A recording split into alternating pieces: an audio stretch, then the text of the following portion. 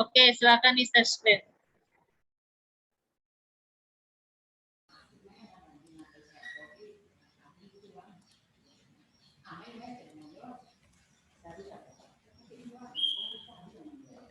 Baik, kita lanjutkan untuk soal yang ke-6.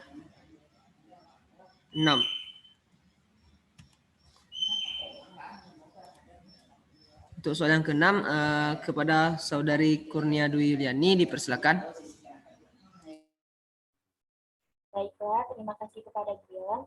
Perkenalkan, nama saya Kurnia Dwi Yuliani. Di sini saya akan menjawab pertanyaan apa yang dapat dilakukan untuk menumbuhkan kemampuan intuisi. Intuisi sendiri merupakan hasil evolusi dari pemahaman yang tertinggi.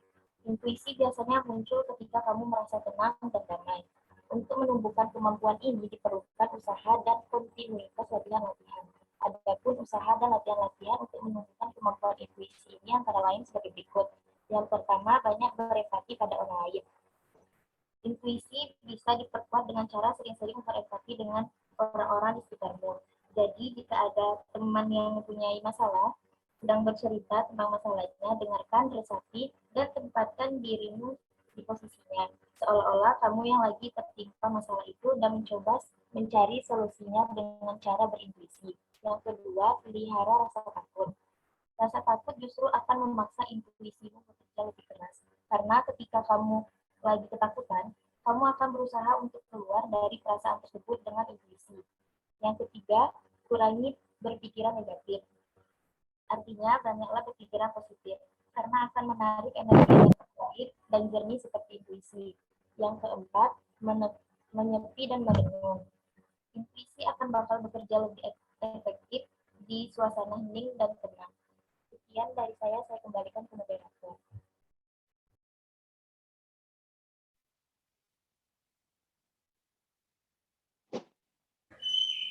Baik, terima kasih kepada Saudari Kurnia yang telah memberikan jawaban untuk soal yang ke-6.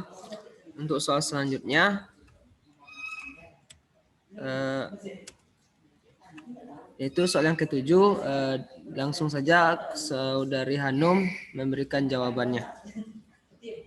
Baiklah, terima kasih kepada Saudari Dion. Saya akan menjawab pertanyaan dari apa saja sumber ilmu pengetahuan dan apa keterkaitan antara sumber ilmu pengetahuan. Di sini saya menjawab yaitu sumber-sumber ilmu pengetahuan itu secara garis besar ada 3, yaitu alam semesta atau alam fisik, alam akal atau nalar, dan hati atau intuisi dan ilham. Pada alam semesta atau alam fisik, biasanya itu pengetahuan yang bersumber dari indera-indera lahiriah seperti hasil dari melihat, mendengar, meraba, mencium, dan merasa adalah suatu jenis pengenalan dan pemahaman yang bersifat lahiriah, permukaan, dan tidak mendalam. Pada alam akal dan atau nalar, yaitu menganggap akal yang sebenarnya menjadi alat pengetahuan, sedangkan indera hanya membantu saja. Alam akal digolongkan sebagai salah satu sumber ilmu pengetahuan dikarenakan dalam pemikiran akal menarik kesimpulan. Yang kedua itu mengetahui konsep-konsep yang general. Yang ketiga itu pengetahuan berwujud. Yang keempat itu akal dapat menggabungkan dan dapat menyusun. Dan kelima itu kreativitas. Dan ketiga itu hati atau intuisi dan ilham. Kaum empiris memandang bahwa suatu yang immaterial adalah tidak ada. Maka pengetahuan tentang imaterial tidak mungkin ada. Sebaliknya, kaum ilahi atau teosofi yang meyakini bahwa ada suatu hal yang lebih luas dari sekitar materi, mereka meyakini kebenaran hal-hal yang immaterial. Saya kembalikan lagi kepada moderator. Terima kasih atas jawaban dari Hanum. Selanjutnya, untuk soal yang ke-8, kepada Pioni Astika dipersilakan. Baiklah, terima kasih kepada moderator. Di sini saya akan mencoba menjawab soal nomor 8, yaitu tentukan perbedaan agama dan ilmu pengetahuan dalam saintis. Di sini ada 2 perbedaan, yaitu bidang kajian agama adalah metafisik, sedangkan dalam bidang kajian sains atau ilmu pengetahuan adalah alam empiris.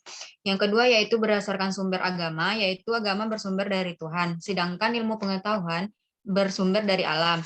Dan selanjutnya yaitu dari segi tujuan, agama berfungsi sebagai pembimbing umat manusia agar hidup tenang dan bahagia di dunia dan akhirat.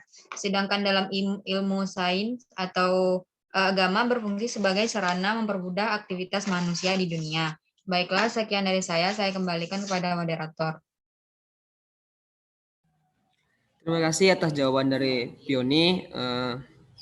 Untuk soal yang ke-8, soal selanjutnya yaitu soal yang ke-9 yang akan dijawab oleh Saudara Rahman. Kepada Rahman dipersilakan.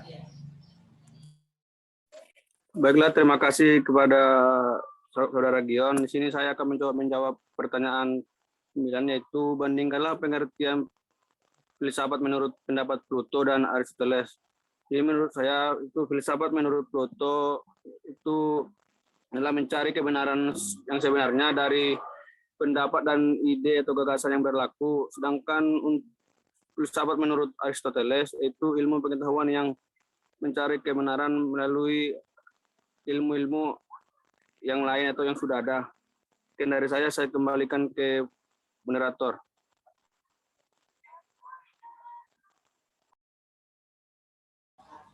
Terima kasih Saudara Rahman atas jawabannya. Untuk soal yang ke-10, langsung saja kepada Rina Novita untuk memberikan jawabannya.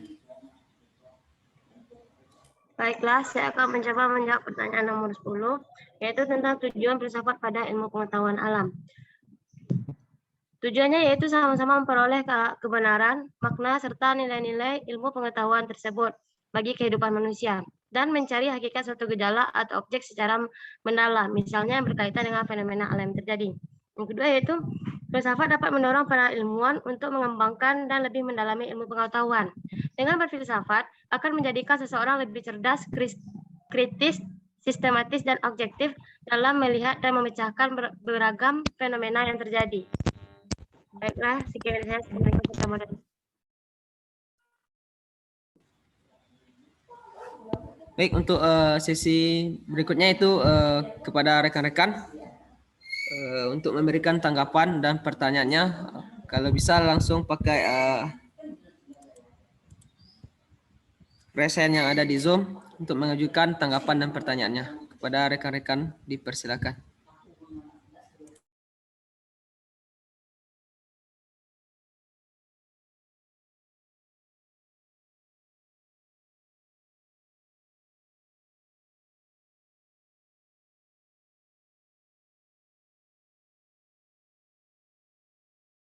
Baik, kepada Rahma Yola dipersilakan terlebih dulu. Terima kasih. Saya ingin bertanya di nomor 6.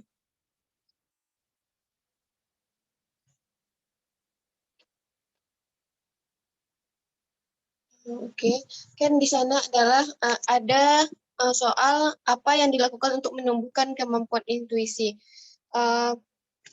Pertanyaan saya itu kenapa kita harus menumbuhkan intuisi, kemudian yang kedua kan ada pada nomor 2 itu pelihara rasa takut. Nah, kenapa kita harus memelihara rasa takut, sedangkan rasa takut itu lebih ke negatif gitu. Otomatis kalau ke negatif, arah negatif, nanti kan bertolak belakang di nomor 3, kurangi berpikiran negatif.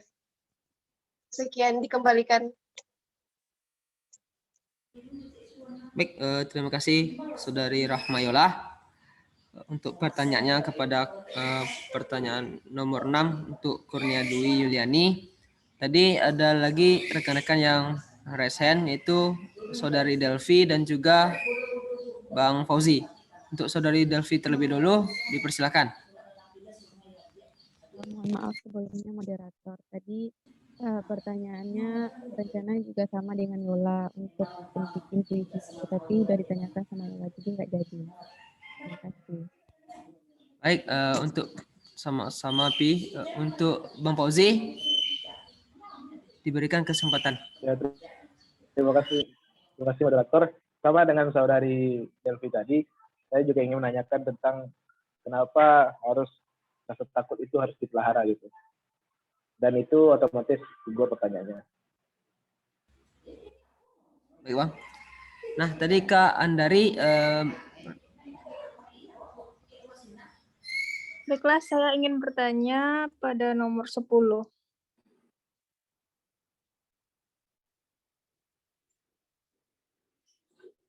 Bisakah penyaji memberikan contoh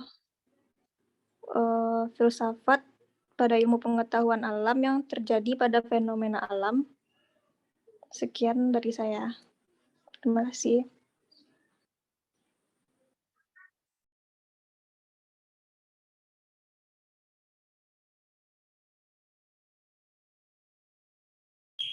baik, terima kasih Kak Andari yang telah memberikan pertanyaan. Selanjutnya Vivi Wulandari. Kepada Vivi dipersilakan. Baiklah, terima kasih moderator. Di sini saya mau menanyakan kepada nomor 6, apakah intuisi itu ada pada diri setiap orang? Terima kasih.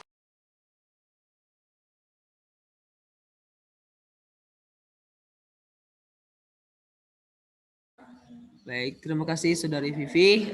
Selanjutnya kepada Kak Wardatul Uliah, dipersilakan untuk memberikan pertanyaan. Baiklah, terima kasih kepada moderator. Perkenalkan saya Wardatul Ulia, ingin bertanya kepada Nuraini Hanum di pertanyaan soal nomor 7, yaitu apa saja sumber ilmu pengetahuan dan apa keterkaitan antara sumber ilmu pengetahuan tersebut. Bisakah Saudari Nuraini Hanum menjelaskan bagaimana contoh keterkaitan antara sumber ilmu pengetahuan tersebut? Baiklah, sekian, terima kasih. Semoga. Nah, apakah masih ada rekan-rekan yang ingin memberikan pertanyaannya kepada 5 orang penyaji untuk soal nomor 6 sampai soal nomor 10?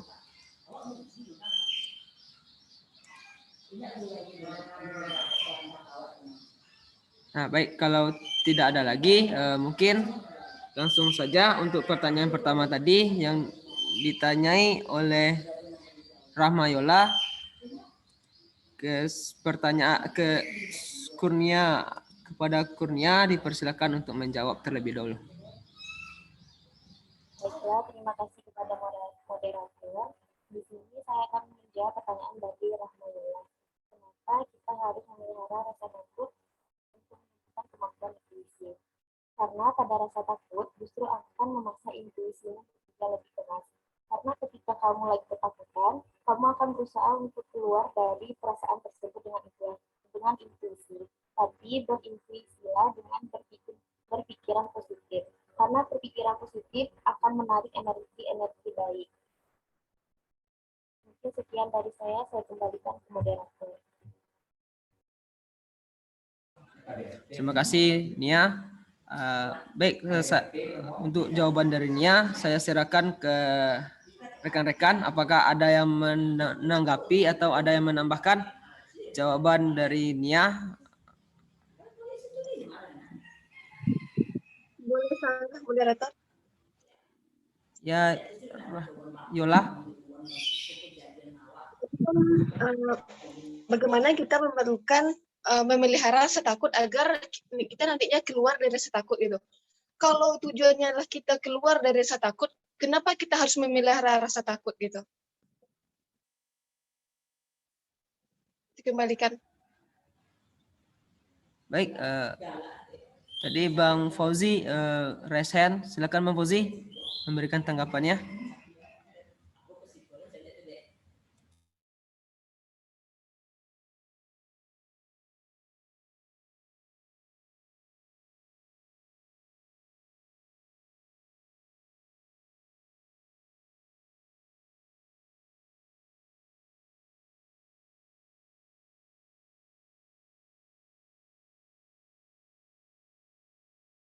Baik, sekali lagi Bang Fauzi, silakan Bang. Sorry, belum hidup ya? Belum Bang. Mungkin saat kita mendengar kata-kata memelihara rasa takut ini, mungkin terkesan itu bunyinya adalah hal yang negatif ya. Tapi mungkin lebih baik, alangkah lebih baik lagi kalau yang menyampaikan materi, ini saya nggak tahu nomor berapa, Cuman alangkah lebih baiknya dijelaskan rasa takutnya yang seperti apa gitu, atau rasa takut dalam bentuk apa gitu, agar lebih kita mudah memahaminya gitu. Kalau kita lihat secara umum kan rasa takut itu notabene itu dengan hal-hal negatif ya gitu, pada penyaji. Itu saja pendapat saya.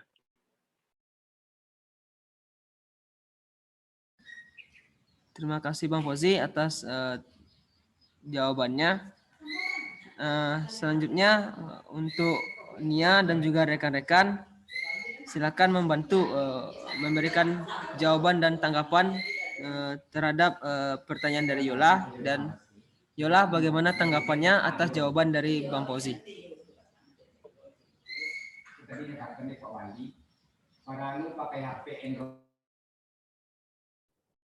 Ya mungkin kita minta dulu contoh dari Kurnia Dwi Yuliani ya. Artinya seperti apa sih realnya memelihara rasa takut ini, seperti apa? Mungkin bisa dicontohkan. Setiap orang mungkin beda-beda ya tanggapannya. Kalau ibu ya, mengapa kita harus pelihara rasa takut? Itu biar kita tuh ada semacam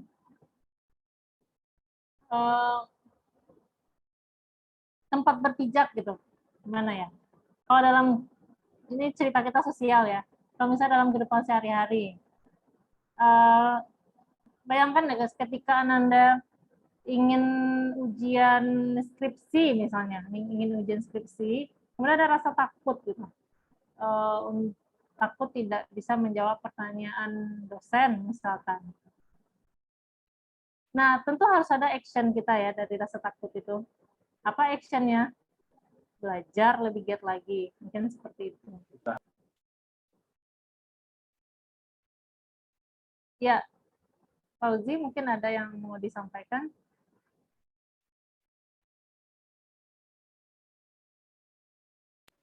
Kurang lebih pemikiran sama Ibu.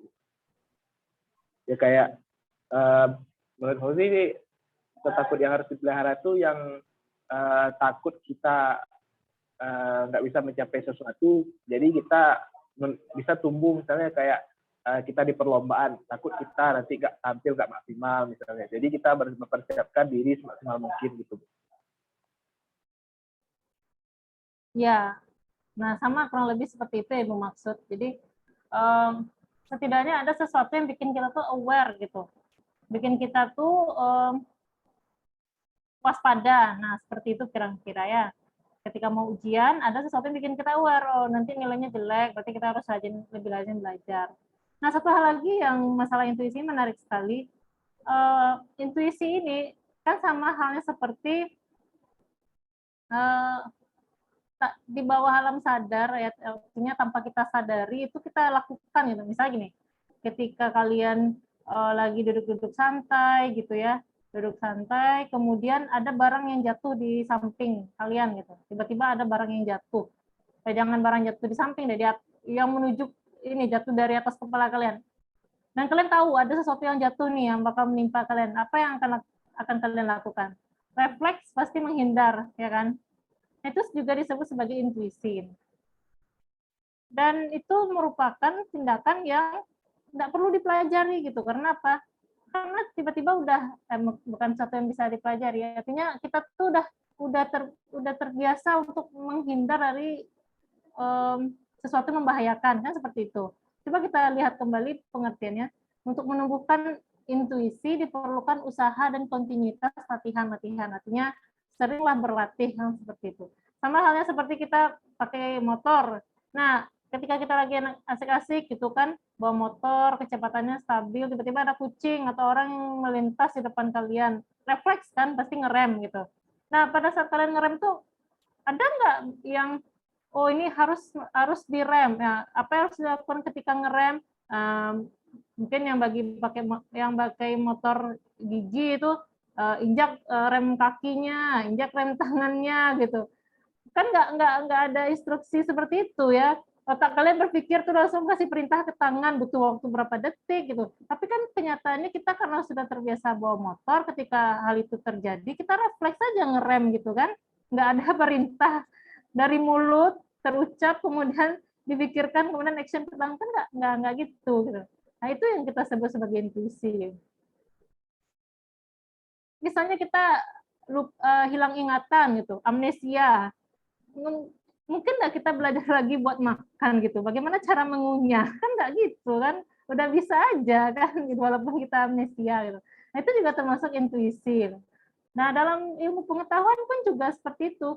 Secara tidak langsung, tanpa kita sadari, ketika kita mengolah atau mendapatkan sebuah informasi dan kita dituntut untuk mengolah informasi, kita kan nggak menunggu untuk berpikir dulu kan gitu. Gini, ibu sering dengar gini, oh, pikir dong pakai otak gitu. Misalnya dia melakukan kesalahan, pikir dong pakai otak gitu. Jadi sebenarnya otak nggak disuruh mikir, tetap mikir gitu. Dia akan berpikir secara otomatis gitu. Kan sering ya di sini mahasiswa PEN atau NK nyampur kali ya. Ada mahasiswa PEN nggak di sini? Ada mahasiswa PEN mungkin ya. Jadi ibu sering gini, mahasiswa gitu ya, ketika praktek mengajar, ayo anak-anak kita pikirkan gitu. Kan lucu jadinya. Artinya gini, anak siswa kalaupun nggak disuruh mikir, mereka tetap mikir gitu. Tapi bagaimana caranya kita memancing mereka untuk berpikir gitu. Jangan disuruh mikir baru kita berpikir. Nah, karena setiap kita tuh pasti punya intuisi gitu. Ketika ibu memberikan pertanyaan, ibu nggak akan ngomong ke kalian, ayo pikirkan gitu, tidak. Ketika ibu kasih pertanyaan, kalian udah terpancing untuk berpikir, tanpa disuruh kalian juga akan berpikir. Nah, intuisi gitu ya. Cara kita merespon suatu pertanyaan atau suatu informasi gitu, itu udah termasuk ke dalam proses intuisi. Nah, gimana caranya kita bisa refleks untuk berpikir? Tentu harus ada latihan-latihan. Tentunya disitulah nampak respon kita cepat apa tidak. Misalnya ibu kasih pertanyaan, ada ya, mungkin diri kita sendiri gitu. Ibu pun juga pernah dikasih pertanyaan, ibu zong gitu, melongo aja gitu. Kenapa? Karena tidak terbiasa untuk berpikir gitu. Ya, kita mungkin pernah ya berada di posisi itu, lagi nggak konsentrasi, ketika diberi pertanyaan, kemudian kita nggak bisa mikir. Nah, seperti itu. Karena apa? Tidak diasah ya intuisi kita.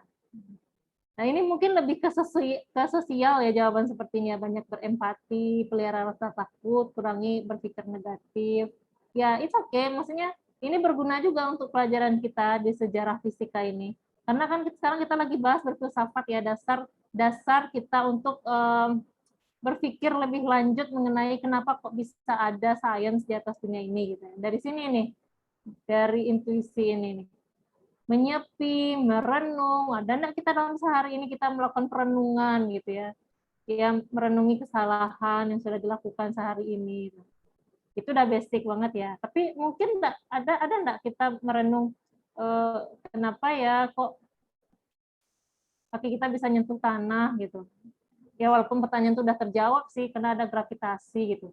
Tapi gimana caranya nanti biar kaki kita bisa melayang ya gitu di atas tanah. Nah mungkin ya somehow kita bakal mikir lah ke yang seperti itu kurang lebih. Oke, itu tanggapan Ibu. Gion, mungkin kita bisa lanjutkan lagi ke pertanyaan berikutnya. Baik Bu, untuk pertanyaan selanjutnya tadi Kak Andari yang memberikan pertanyaan atas jawaban dari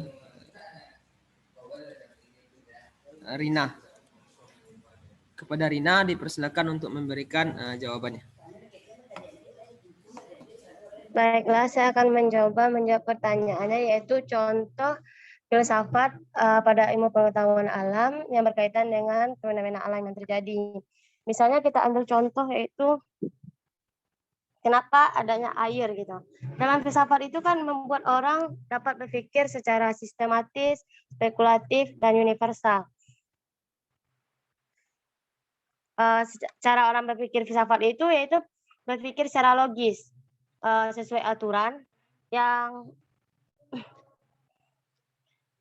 yaitu pengamatan tentang alam, air, kenapa sistem air teratur. Yang kedua berpikir secara spekulatif, berpikir secara spekulatif terhadap kebenaran yang perlu pengujian untuk memberikan bukti kebenaran yang difikirkannya. Misalkan tadi pada air kan, itu berdasarkan harus melakukan pengujian metode dan instrumen ilmiahnya yang dapat menghasilkan ilmu pengetahuan. Yang ketiga yaitu berpikir universal. Berpikir secara universal atau menyeluruh, tidak terbatas, tapi mencakup seluruh aspek. Yang pada air tadi dapat disimpulkan fakta, data, air laut, dan didapatkan konsep air, prinsip teori, dan hukum-hukum tentang air. Dan selanjutnya radikal, berpikir sampai ke akar masalah, pasti apa itu air. Itu yang saya dapat jelaskan. Saya berikan kepada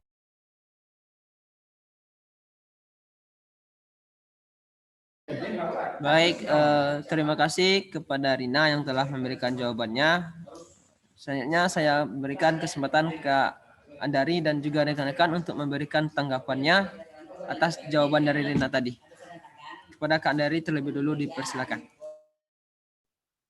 Baik, terima kasih kepada Saudari Rina. Saya sudah puas dengan jawabannya.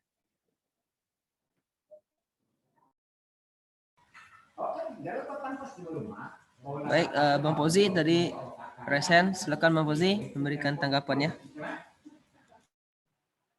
Terima kasih, moderator. Saya ingin sedikit memberikan pendapat saya masalah bagaimana tujuan filsafat ini yang sama dengan tujuan ilmu pengetahuan, di mana filsafat ini kan kita tahu tadi bahwasanya ilmu untuk atau cara untuk mencapai atau mendapatkan kebenaran. Jadi misalnya dalam suatu keadaan alam, kondisi situasi alam gitu ya, contohnya terjadinya angin gitu ya. Saat kita merasakan tanpa kita mengetahui ilmu, tanpa kita harus mempelajari ilmu dulu, tentu kita sudah merasakan dalam diri kita, oh kok terjadi angin gitu. Dan filsafat inilah yang mendorong kita untuk mempelajari ilmu mengenai angin ini. Itu menurut saya contohnya.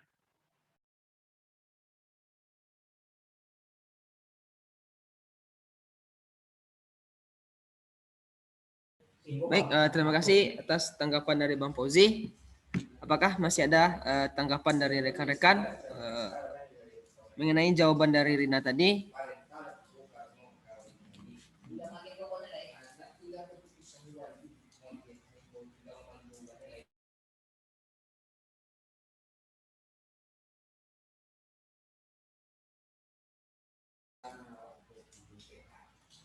Baik, sekali lagi, apakah masih ada tanggapan dari rekan-rekan mengenai jawaban dari Rina atas pertanyaan dari Kak Andari tadi?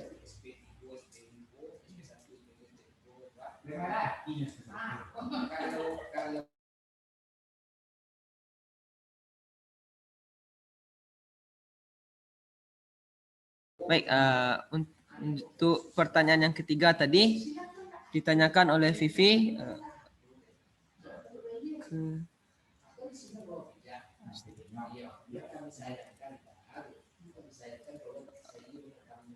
Maaf Vivi, pertanyaan Vivi tadi tujuannya ke pertanyaan nomor? Ke jawaban nomor 6, yang pertanyaannya yaitu apakah intuisi ada pada diri setiap orang? Terima kasih. Baik, untuk pertanyaan dari Vivi ditujukan kepada Nia. Untuk Nia dipersilakan untuk memberikan jawaban. Baiklah, terima kasih kepada moderator.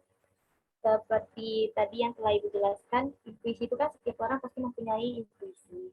Dan intuisi setiap orang itu pun berbeda-beda tergantung cara berpikir dan pengalaman hidup yang dilaluinya. Mungkin sekian dari saya kembalikan ke moderator.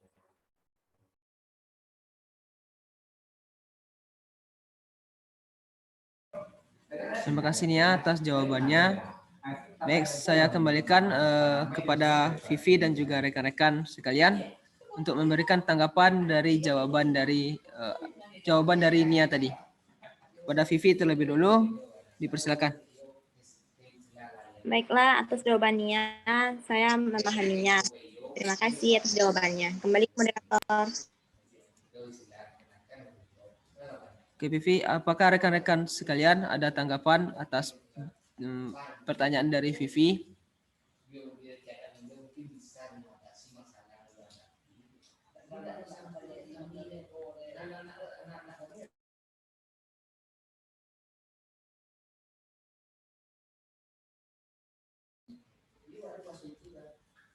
Baik, sekali lagi, apakah masih ada tanggapan dari rekan-rekan untuk pertanyaan dari Vivi tadi?